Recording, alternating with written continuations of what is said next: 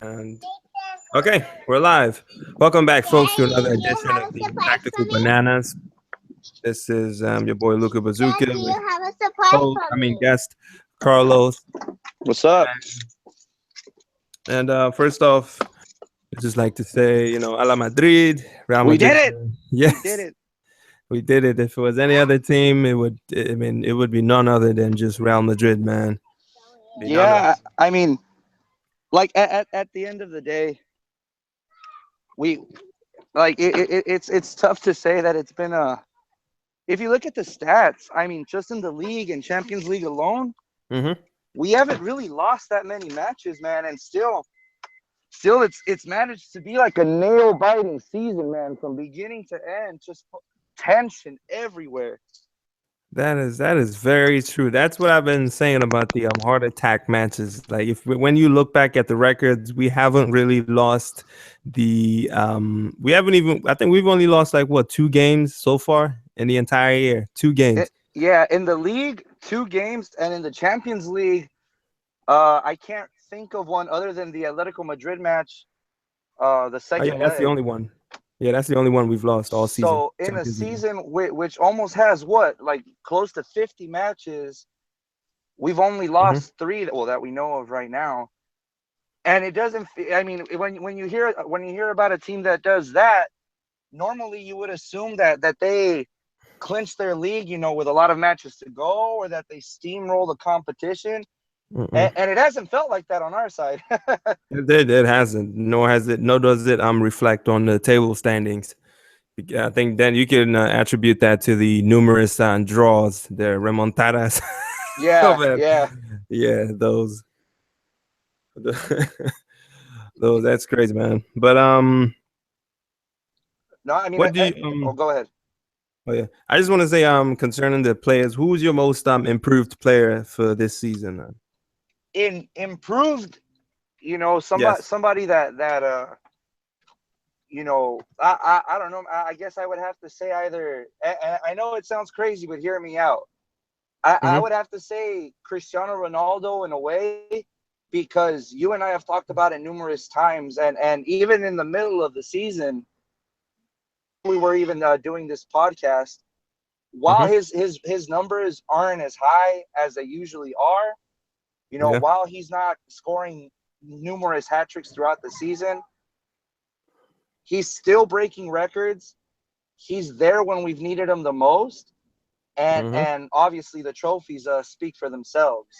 And you wouldn't be able to. I mean, I know that normally the idea of the most improved player is somebody that you know Started might have off started, terrible. yeah, might have done better over time, started off not so well, then improved. Taylor Navas is a really good example of that also. But I have a hard time seeing, somebody exceed expectations more. So given his age, given that every year people are saying, and I've even been guilty of it as well, saying we might as well sell him now because he's not going to get any better. And Mm-hmm. while maybe, like I said, his numbers haven't shown that he's had his best season, Mm-hmm. that this hasn't been his best season. Individually, yes. Or what do you think? I mean, individually, obviously, it's not. He's had seasons where he's put up bigger numbers and done a whole lot. But yeah, I agree. This is not. This is one of his best seasons, but it's not individually. It is, but I mean, if individually, it's not. But as a collective, it definitely is. This is the second time in he's been in Madrid that he's won a double. I think last time was the Copa del Rey and the Champions League, and before that, it's like one Yeah, trophy. and Yeah. and the and the cool thing is, like you just said, I mean, the last double that we won as a team, wasn't the Champions League and the league. There's a big it's a big deal. Mm-hmm. It's a big deal. And I feel like people, obviously the anti-Madrid squad, are coming in strong saying, it's not that big of a deal. The Copa del Rey is bigger. Like, bullshit, dude. Bullshit. The Copa del Rey means that you're the best in Spain. Like, no, dude. Yeah, No, I mean, all you need is a hat trick against Alaves, and the Ballon d'Or is yours. yeah, you're the GOAT all of a sudden. No, I mean, there Damn is right. something to be said. I mean, when the season started, obviously, I feel like there were a lot of questions that needed to be answered. I wasn't even sure that Zidane was going to stay the coach, over the summer. Yeah. Even though, he made a big improvement cleaning up Benitez's mess, and he took us to the Champions League final. He won us the Champions League. But I had a hard time crediting him for it. I had a hard time saying, yeah, we did this, and it was because of what Zidane did. This time, I mean, I personally, I don't know about you, I personally can't deny him this season, man. What he's been able to do, and maybe I can't even put my finger on, like I can't even tell you what it is that he did, but it's just magic, dude. It is true. Yeah, I kind of agree with you. His first 5 months, I think concerning the Champions League, I think 50% of that was Benitez because I'm pretty sure nobody's gonna talk about this, but like when even with Benitez, we had a 100% win rate in the Champions League. I don't think we lost anything, and we made it out of the group stage. We we're into the round of 16 and so on, and then Benitez got fired, and I think Zidane just kind of continued from where he left off. Yeah, he also built a squad that we won the Champions League with. He had Danilo, I think, in his first season, or Lucas Vasquez. He a lot of I didn't even know who the fuck Lucas Vasquez was. I didn't even know him either until they announced, he was bought back for 1 million, and I'm like, who? When did they even Yeah, sell him? I don't remember that, but yeah, and a lot of that that yeah, is, yeah. is credited to him. I mean, at the I just saw a dude in a Madrid jersey. No, yeah, I mean a lot of that is due to him. But I had a hard time accepting the fact. I couldn't even get behind the fact that Zidane was going to stay one more season. And I mean, what would you say? Well, first of all, did you feel the same way? Did you feel like, yeah, let's do it, let's give him a season? Did you feel like, well, if somebody more experienced comes along, we should get him before the season starts? And I mean, just based on that, how much has he fucking blown you away with it, with how he's delivered? Yeah, I mean, speaking of that, I've been supporting this club for a long time, and I've witnessed too much instability to the point where it's like, Jesus Christ, just give us something that we can hold on to. I mean, Yeah, yeah, concerning Zidane, obviously, I'm always open. I'm always open to give people a chance. His first 5 months was like, great. We got the Champions League, even in a season where it looked like we are going to finish with nothing, and now that he's completed his first full season, we win the league, with the league, and we retain the Champions League trophy, something that has never been done before. It's like, goodness gracious, man. Like, yeah, he's done an exceptional job. Even though, like you said, if somebody more experienced becomes available, I was kind of like worried that, oh no, now we're gonna get this guy, and then you don't know what's gonna happen with Zidane, because I don't think he was gonna go back to the Castilla, seeing as they had already appointed a replacement to carry out for the season. that's right. But yeah, man, I mean, this season, this is him. I think last season was 50% Benitez, and then Zidane completed the other 50 in terms of the Champions League. That is. But And then this season, yeah. and What's then up? what would you credit that to? I mean, what do you think that he does that, well, obviously that Benitez couldn't do, or that maybe Mourinho couldn't do, that Ancelotti couldn't really do, or a lot of other coaches in Europe for that matter? I mean, this guy, like you said, he's managed to pull off something that's never been done before, in the current Champions League format. As a player and a manager, I can't think of another player who's turned into a manager that's put up the success that he's put up in the window of time. Granted, like, being in charge of the first team kind of came as a last minute opportunity, but still, dude, I mean, this is history. Yeah, right. Speaking of that, right now there is none, because he's only been at the club for 18 months, and in 18 months he's been able to retain the Champions League. There's absolutely no manager or player that became manager that has done such a thing ever in the history of the Champions League era ever. I think he's the first, and right now the only one. And back to your previous question on attribute the stuff, the success to. I say In my opinion, 90% of the Real Madrid manager's job is like player management or man management. If you don't know how to handle these players, your tactics and your ideals are as good as trash. That is like where Benitez failed right from day one. That is where he just failed right from day one with especially his relationship with the players. Same thing with Mourinho. Maybe he thought he could come in here and strong arm everyone, and at the end of the season everyone would still be happy, and that didn't work. Ancelotti, he came in, he was very good at having a relationship with the players and whatnot, but it wasn't all of him, seeing as he played the same set of guys over and over and over. And then we got to the end of the season and they'd be burnt out, and Ronaldo would pick up the occasional 2-week injuries right before a Champions League final, and he'd play like under the weather. And yeah, versus Zidane, who comes in and kind of combines both the player management and the man management. Player management in the sense of rotations, and man management in the sense of he's speaking to everyone, and everyone has been included, and everyone has played season. At least everyone has played a good amount of games, barring Mariano. What do you think, man? Oh yeah, I agree. I think probably one of his greatest achievements, and it might be it might not be the right thing to say to accredit it all to him.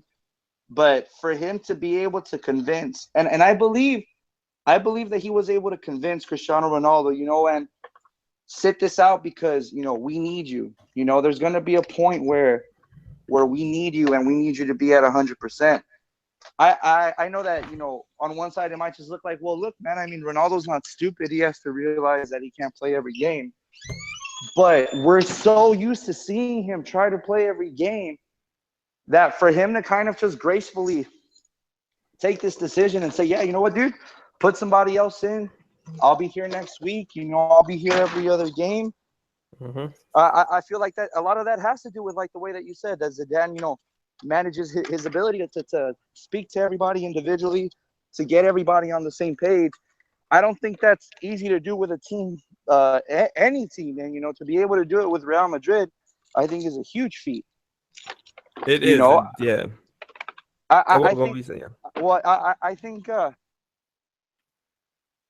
Mm-hmm. I mean, maybe now I feel a little bit differently, but I feel like we've had so many good coaches. Even Benitez, in his own way. I mean, it's hard to forget. Benitez was an amazing coach. He had his era, and when we got him, I mean, there was a lot of people, including me, who we were upset with the decision, but we felt like, you know what, dude, let's return the dude to his former glory, and maybe it can happen. But for Zidane to come through and not really have, a unique style of play, not really have a set, every coach has his own style, right? You can kind of pinpoint like, oh, yeah. Mm-hmm. They can't pinpoint exactly what it is that Zidane does, but the results, I mean, they speak for themselves, right? Exactly. Yeah, that's one of the things I've noticed about Zidane, and I think that's his I think that's probably his style of play. It's just unclassified, because I think you can't really call it anything, because then you see the players doing possession, then you see them doing counter attacks, then you see sitting them back, like almost parking the bus sometimes. yeah, all of that, really. everything in bits and pieces, and then the constant switching of formation and maintaining formation when they do not have the ball. I think all of that plays into Zidane's own style, or whatever the hell it is he does on the pitch. That also confuses managers, because when you see them doing everything, the amount of weak spots tend to just become impossible. Even though we do occasionally concede stupid goals, but that has kind of gone down. If you've noticed, like you've seen in the Champions League final, Mandzuki's goal, that was a goal I saw. Beauty, yeah. Dude, I couldn't even believe that went in, and I was like, Jesus Christ, oh no.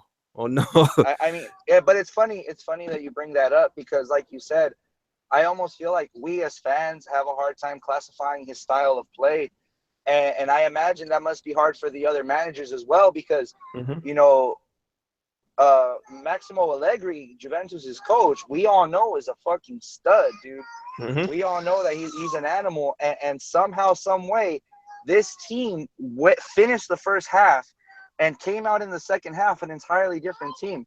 There is no way that you do not credit that to the coach. That is also another thing about Zidane. If you've noticed, Madrid's second half are always better than the first halves. I think Yeah, the like last time we keep he's going. like, come here, you motherfuckers. Like, pulls them in like a pissed off dad at a pee wee soccer game. Like, come here, you little shit. Let me tell you what I need you to do. Exactly. Yeah, I think the last time, in my opinion, that we had a very the good first half was against Valencia in the 2012 to 13 season, where we just destroyed them 5-0 in the first half and then shut them out second half. I think Yeah, that was it. But ever since then, it's the usual. Somebody has to score on the team before everyone starts running and wakes up. Yeah. and I feel like a constant storyline, like a constant plot point to this season has been spending the first 45 minutes pulling your hair out if you're a Real Madrid fan, Mm-hmm. and then just constantly being amazed at how the team bounces back and gets the job done. Did you see the final like that? I mean, I know the first half, it really was a tale of two halves. Mm-hmm. But do you feel like the final kind of reflected our season as a whole, where we're Yep. like, oh shit, here we go?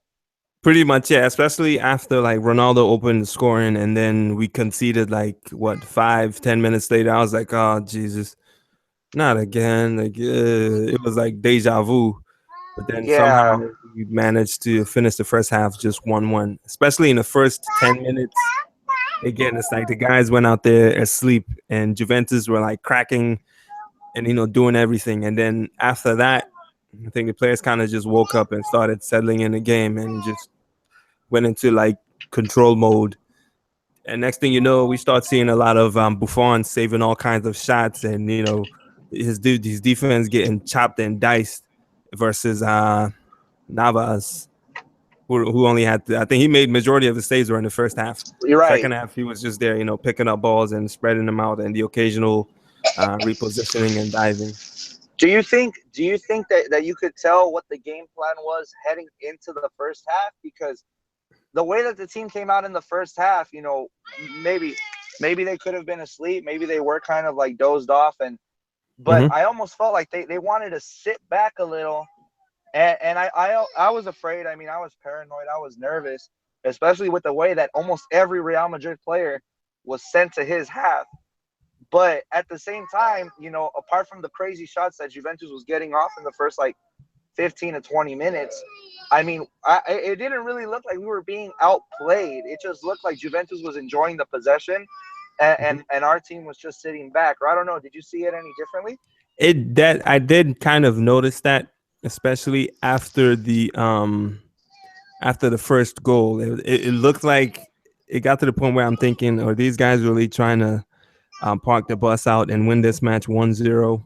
And Yeah, then, yeah, yeah, thankfully, Mandzukic scored. And then that's when our guys, started pushing up and trying to make something in the attack. But yeah, I did notice that, because that has also been a trend in the season at all, where they score one goal and it's like they just drag their feet to get that second insurance goal, because 1-0 is only works for teams like Atletico and all those other type of teams. But for Madrid, 1-0, especially with the suspect defense that we have, that is just not good enough. We need yeah, that second insurance goal. yeah. Matches. I can't remember a match that we've played this season where we finished the game 1-0. Never, Yeah. so never. so I mean, it kind of threw me off. I mean, at the same time though, with the way that the team came out in the second half and was pushing and fighting, and they were doing everything right. I mean, it was only a matter of time. And it wasn't really until Casemiro scored his second goal that I was like, holy shit, these guys are going for the kill. And you and I were texting, and you kind of told me, I don't know, man, I need another goal. Yeah. I need another one just to be safe. What kind of made you think like, oh shit, no, this isn't gonna be good enough for me? I mean, in situations like that where it's 1-1 and an unexpected player like the defensive midfielder is the one that scores the second goal, usually that's really not a good sign of how the match is going from my point of view. Like imagine we have Ronaldo, Bale, Benzema in fine form, and Zabi Alonso is the one scoring the long ranges. That Uh-huh. tells you that okay, what these guys are doing is not working. And thank God for Casemiro's right leg because I think that Yeah. kind of just like it was. I think Casemiro was like the cheat code. It's like okay, the return passes, and we're trying to keep the ball on the ground, and obviously Bonucci and the rest were just throwing everything back out. It's like man, screw this, and boom, pew, goal. I was like, I couldn't even believe that stuff, man. And I think it's a credit to him because, I know especially this season, right?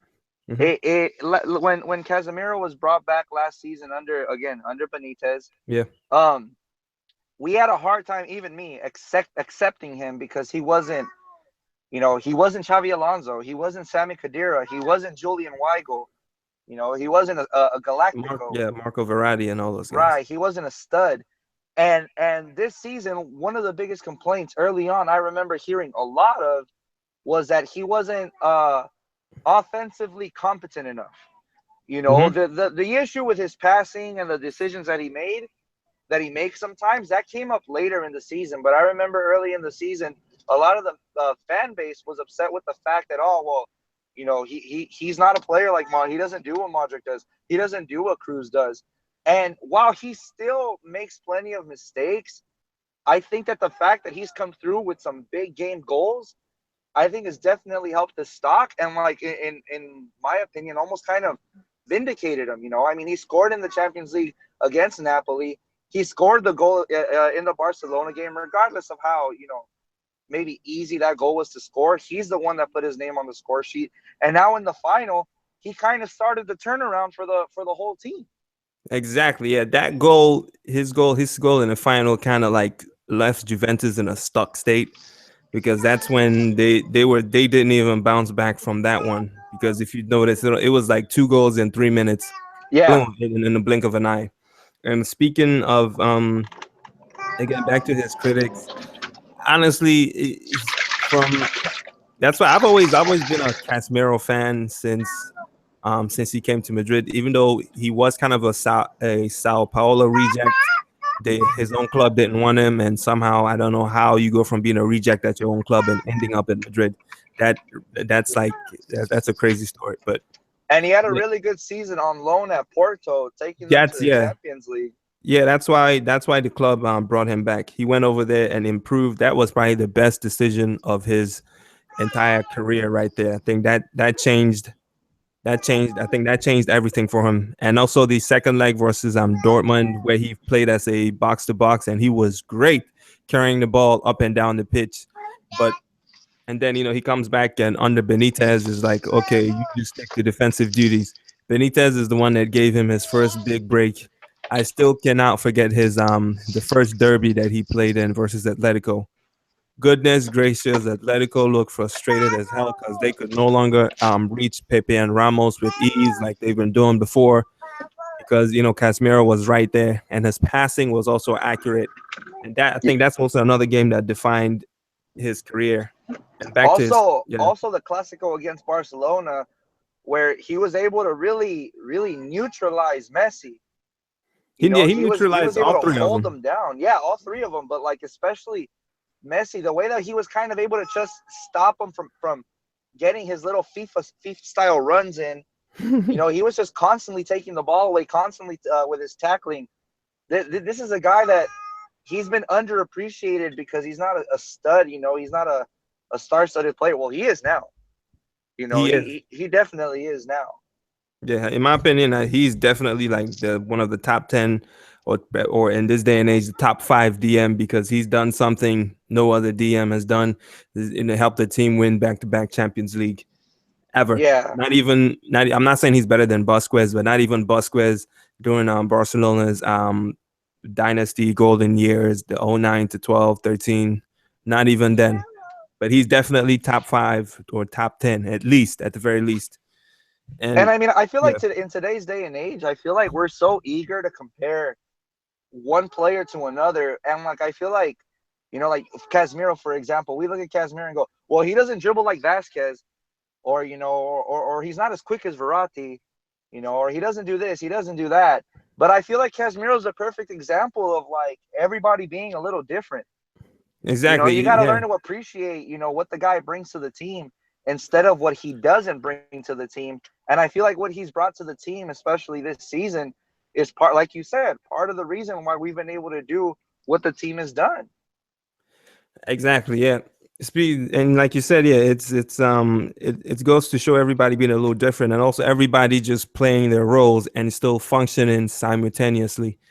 Back to Casemiro's critics, and his number one critics has been on his ability to take the ball up the pitch, and then that's when the comparisons with Xabi Alonso and all the other highlight reel of the week, the DMs come in, and I'm looking at them like Xabi Alonso was one of the most extremely limited DMs I don't know, probably in the last 10 years. But he In was the great at game, yeah. yeah, he was great at tackling. He was great at reading the game from defensive end, and also like distribution. His passing was world class. But he too also couldn't bring the ball up the pitch. He'd have to rely on the usual EPL style long ball. And then to see Casemiro get criticized for the same stuff that this fan base kind of allowed Xabi Alonso to get away with, that those criticisms never made sense to me, because at the end of the day, all those criticisms do is just ignore the fact that his first job is to defend. He's a defensive midfielder. He's not here to, take the ball up the pitch at any chance he gets. No, he's here to stop and give the ball back. He's here to get the ball back and then give it to one of Cruz or Modric, and again break up press and then keep things going.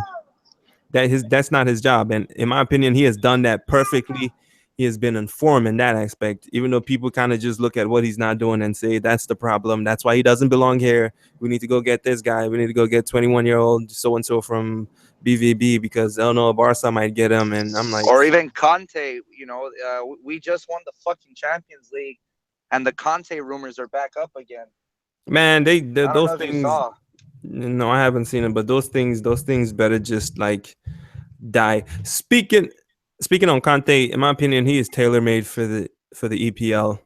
He Yeah, is yeah, like exactly. EPL. He's an EPL only DM. He's great and all, but honestly, in La Liga, you can be only good in one season, and if you do not evolve in a second, the league is gonna catch up to you and make you look useless. And not saying he can't succeed here, but he is, in my opinion, he's tailor made for the EPL. And Yeah, speaking of rumors, I like there's a lot of reports about Pepe. They're saying he's going to PSG for signing a 2-year contract because the club is not going to renew his contract. He'll be a free agent next month. he's gonna, he's gonna bench Thiago Silva, dude. Thiago Silva has been going down in recent years, but I wouldn't be Yeah. surprised. No, I mean, I say that as a joke, but I know that a lot of people think, I've heard people criticize the move. I honestly, as as a big fan, Mm-hmm. I'm happy for him. I'm happy that he's not going to fucking some random team in Turkey Or or China. something, or China. I wouldn't be mad at him for going to China. I wouldn't That's, either. Yeah. but a lot of these guys, um, I'm not a million% sure, dude. But didn't Xavi Hernandez leave Barcelona and go to like Turkey? No, he went to some Saudi Arabian thing where he gets paid 10 million a year. So Oh, Jesus yeah. Christ! But homeboy is going to PSG. Mm-hmm. For all we know, Pepe could lead them to a Champions League final. I mean, PSG is not a. I think they're a really good team. I Mm-hmm. think they just they got shitted out. Obviously they didn't have their best season in the league or in the Champions League, but I feel like this is a great team for him to go to. This is obviously not a step up, but at the same time, dude, it's not a bad move for him. I'm happy for him. He's gonna be playing Champions League soccer if he's healthy, Mm-hmm. and it's never a mistake to add talent. Mm-hmm. Yeah, You know, speaking of that, I think there's also reports about PSG getting Aubameyang for free. That because pisses me off. yeah, God damn, yeah, that Tuchel, Aubameyang's a bad motherfucker, dude. yeah, Tuchel just left. So and I don't know, and PS, I mean, on BVB have a lot of talented young players. So I God help them if they are able to retain, at least maybe five of them for next season. Because And do we know holy where cow, Tuchel? Do we know where Tuchel is going? no, nothing has been announced yet. He just left, and I don't know if they've even found a replacement yet. That's a big loss for the club. Definitely, That alongside the. I almost felt like when Klopp left, I felt very bad for Borussia Dortmund, and to see how Tuchel just kind of settled in and almost improved the squad with the team that he Mm-hmm. had. Yeah. I felt like it was a big step up for them. So for him to leave, I don't see a lot of. I mean, obviously they're going to continue to produce talent, Mm-hmm. but I don't see them being able to replace two potentially great managers like that, man. Exactly. I wonder why he left. Do you know why he left? Honestly, I don't know either, but he's only been here for what, 1, 2 seasons, and I he's think two already, seasons. yeah, and he's already gone. Either there's something, in the water over there at BVB, or Maybe he's going to coach PSG. Because I, fucking Emery, I'll be shocked if Emery stays, dude. Speaking of Emery, I'm not gonna lie. I wanted him to come to I mean, Madrid me too. Me too. when Mourinho was leaving, and now watching him in League One lose the league to a bunch of 18-year-olds in AS Monaco, I'm like, it's a good thing he stayed with Sevilla, man. But you don't think that's just bad luck for him? Because that Monaco team, I mean, they're savages, dude. Hmm. They're savages. I felt bad for him in that sense. Obviously, I felt bad for him for losing the Barcelona game when, dude, you fucking had it, man. I Oh my I, I God, can't say what you did wrong. It's hard for me to really put into words, his but tactics, plain and that simple. that that just but that must have sucked for him. Yeah, and that's something he has to live with for the rest of his career. Hell yeah, and he's not gonna get a chance like that again. I mean, with the That way the UEFA draws go, PSG could probably get Barcelona again next season. but yeah, no, absolutely. But I mean, in the sense, you really think that they're gonna win a leg 4-0? I Hell no. find that highly unlikely, dude. Heck no, yeah. That was a You know? once in a lifetime thing, and he just blew it in the most epic way possible. Yeah, he fucked it up, dude. I mean, he God. had everything going for him, dude. No, especially the fact that Barca didn't even score an away goal at all. It was a clean sheet, and oh man, And I have my own issues with the way that game went down. Like yeah. for you to score three goals in fucking like 5 minutes, and two of them are from fucking bullshit set pieces. Wait, wait. I found really suspicious, but No, mine is well, the thing is like, in when the second leg, two of the goals were like own goals, some of the dumbest own goals you will ever see. The two yeah, opening goals the were fucking own goals. Kurzawa goal and the Suarez goal. The, Oh the my first goal was God. a Suarez goal, but it might as well have been an own goal with the way that they all just fucking lost the ball in the middle. It almost seemed like they were playing Atletico Madrid and fucking Simeone was just bending over for them. Yeah, and that Kurzawa goal just blew my mind. I'm like, this idiot, this is a professional footballer, and you don't know how to clear. I don't know Yeah, how the ball managed to spin and bounce back into his own goal. That was like, oh Jesus. And then don't then and then my one of my biggest issue is that Neymar penalty. For the love of God, the PSG player was already on the ground. Neymar just goes, falls on top of him, penalty, and I'm like, huh, yeah, huh?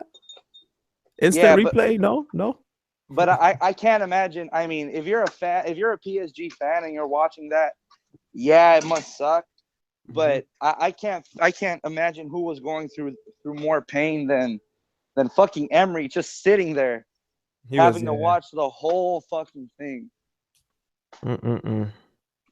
No, it's a damn shame, dude. Probably it might be probably Cavani, because he was working extra hard offensively, defensively, and he managed to score a goal. And then his team, the other guys behind him just blow it. Oh Yeah, dude. Jesus! No, yeah. Well, I think like Cavani. I mean, I hate him. I think he He's a great sucks, player. Ish. He keep all those stuff, but he's dude. great. He sucks. He sucks so bad, dude. He's good. Like his work rate is great. But yeah, Man, work he rate ain't does shit if you can't put the ball into the fucking net, dude. he does Cavani, yeah Cavani's the example to me of like a porn star with like a 10-inch penis who comes like as soon as he puts it in. Yeah, he's scary. Yeah, he's scary, but he ain't gonna do shit with it, dude. Fuck Cavani, dude. Cavani has got to be the no real talk. Uh-huh. Cavani's got to be the unluckiest striker in Europe, dude. I mean, the dude gets fed some amazing passes. Oh, He don't gets even on the get me tail end started, of man. some wonderful balls. Mm-hmm. And for the love of Christ, he just can't put them away, dude. I think Somehow, some way, he just doesn't put them away. yeah, that's another. He's in my opinion, he's like the Uruguayan Higuain, but I think I see a lot of Morata in him. Again, another talented player that he's great in positioning, technically gifted, has good work rate, the speed, but when it comes to scoring goals, he kind of just no hope sometimes. Yeah, it just doesn't. It doesn't click for him, dude. And He, he, I feel like well the whole talk is about Pepe going over there mhm, and them getting Aubameyang. I mean, Pepe's going to fit right in with the team. mhm, I mean, even if he doesn't get a starting 11 spot right away, he's mhm, definitely going to see plenty of playing time. mhm. Aubameyang though, that's a tricky guy to make room for, don't you think? Not really. You can always just bench Cavani there. No, they're not. I'm telling you, dude, they're not going to bench him. They love Cavani for some reason. They That fucking is love his ass, dude. That for some reason he's still there, dude. How can you sit in front of an empty net and then fucking pass the ball to your fucking homeboy? Like the dude misses the biggest chances ever, and he's still there. But one of the best things about Aubameyang though is that he plays everywhere. yeah. He's very good on the wings and also through the center. Yeah, he plays incredibly everywhere. And that speed, goodness. No, yeah, dude, the dude is a fucking stud. Hey, you know what, brother? I'm gonna have to apologize. I'm gonna have to bow out of this. Oh, no problem, man. No problem. Thanks for Yeah. coming in, man. Yeah, no problem. No, but we should do it again sometime soon, though. Yeah. Kind of recap the season as a whole. All right.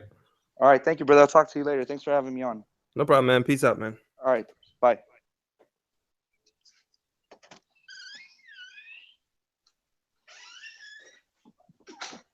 Lift your tail.